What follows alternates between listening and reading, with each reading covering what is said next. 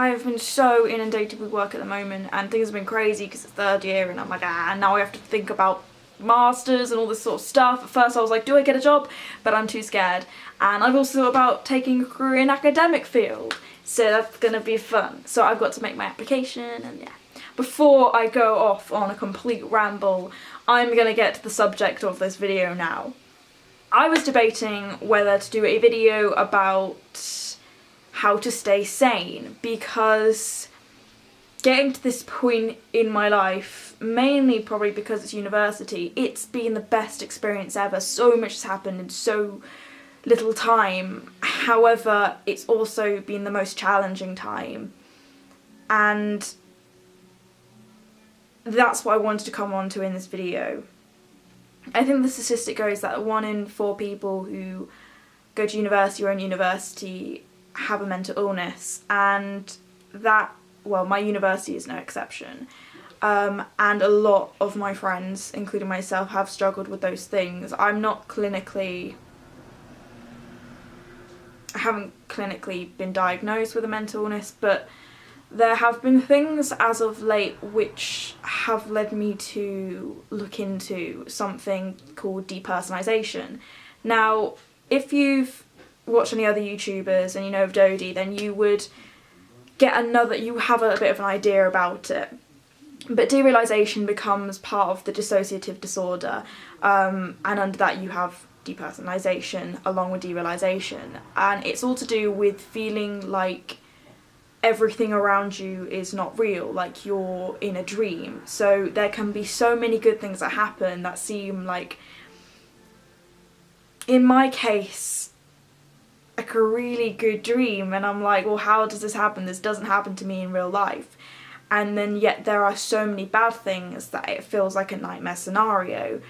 And because my mind has been jumping between, oh my god, this is amazing, this is like a dream, and it's like everything I've wanted coming true, and then suddenly everything I've feared starting to come about, it's really frazzled my mind, and it's fucked me over basically. And I felt that for a few months now, since summer, and I looked into it, and depersonalisation, by the way, is where you feel out of your body. You do not feel like everything's quite your own. And usually it's quite common to get both derealisation and depersonalisation together, but in my case it's more derealisation. I just become, when things get really bad, I tend to feel very secluded, and then I start thinking that, and very existential, so I start thinking that the universe is all within my head, and no matter what someone says to me, I'm like, my brain is trying to tell me that, and there's a voice in my head like a little demon that just sits there like mocking me, and then I suddenly go back and it's a constant fight. I avoid the news actively because there are so many bad things going on at the moment that I'd rather just listen to things in fiction.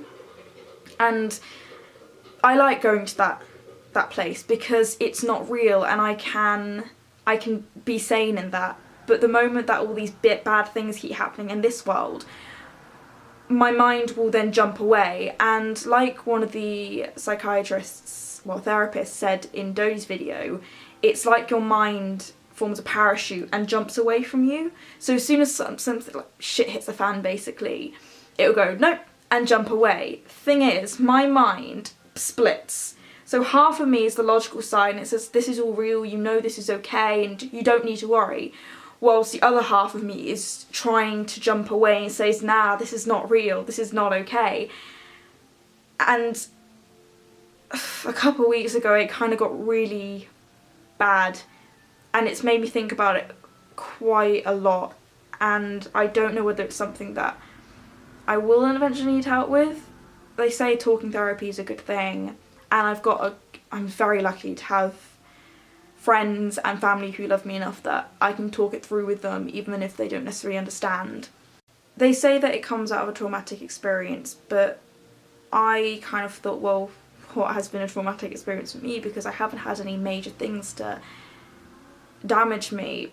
But this actually all came about in the summer after my horse had died and I watched her get shot, and that's the thing I'm thinking caused it all.